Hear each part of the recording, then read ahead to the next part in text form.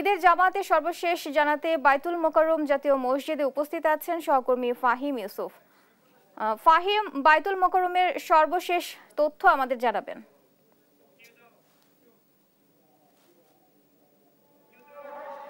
ঈদ মুবারক। আমি এখন রাজধানীর বায়তুল মোকাররমে রয়েছি। রাজধানীর বায়তুল মোকাররমে কিন্তু ইতোমধ্যে যে 5টি জামাত হওয়ার কথা ছিল সেই 5টির মধ্যে প্রথম জামাতটি ইতোমধ্যে শুরু হয়ে গিয়েছে।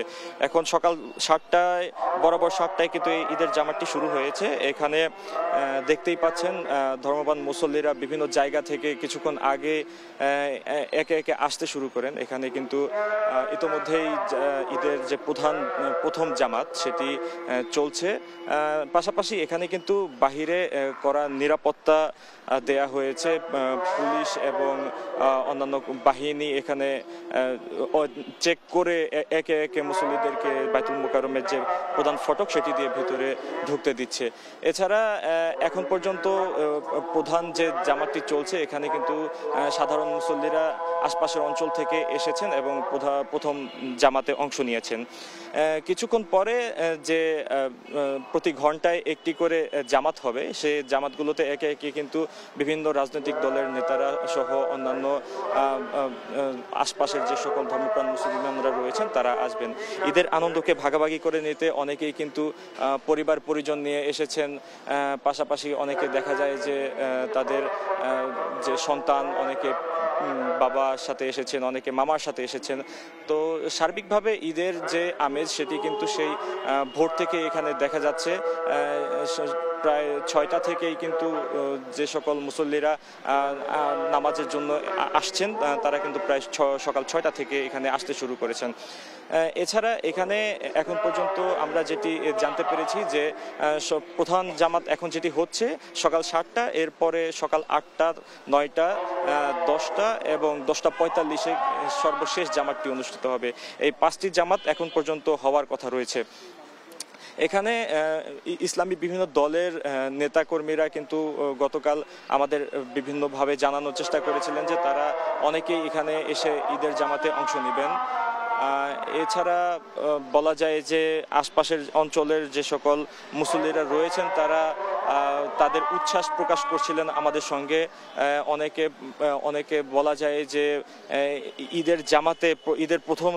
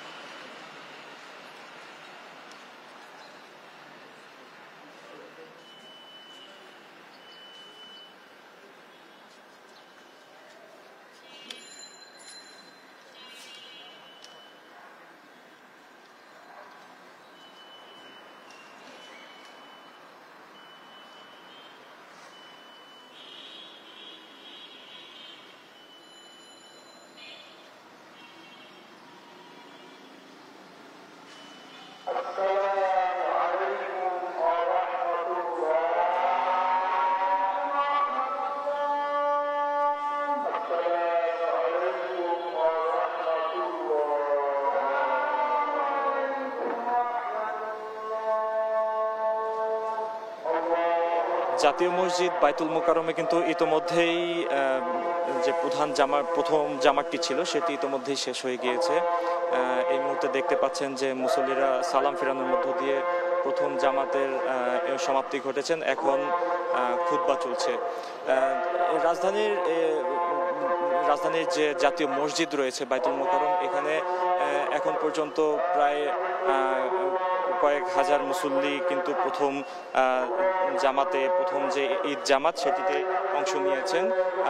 এছাড়া সার্বিকভাবে বলতে গেলে এখানকার যে পরিবেশ সেটি কিন্তু অনেকটা উৎসব মুখর বলা যায়, কারণ এখানে পরিবার পরিজন নিয়ে সকল মুসল্লিরা আনন্দের সঙ্গে ঈদের আনন্দ ভাগাভাগি করে নিতে কিন্তু ইতিমধ্যে প্রথম জামাতটি শেষ করেছেন।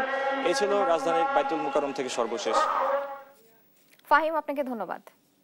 দর্শক, বাইতুল মোকাররমের জামাতের সর্বশেষ তথ্য জানাচ্ছিলেন আমাদের সহকর্মী ফাহিম। আজ পবিত্র ঈদুল আজহা। জাতীয় ঈদগাহে শুরু হয়েছে ঈদের প্রধান জামাত। দলে দলে মুসল্লিরা সেখানে যোগ দিয়েছেন। এই মুহূর্তে জাতীয় ঈদগাহে থেকে আমাদের সঙ্গে সরাসরি যুক্ত হচ্ছেন সহকর্মী আজিম। আজিম, ঈদুল আজহার জামাতের সর্বশেষ কি তথ্য আছে আপনার কাছে, জানাবেন।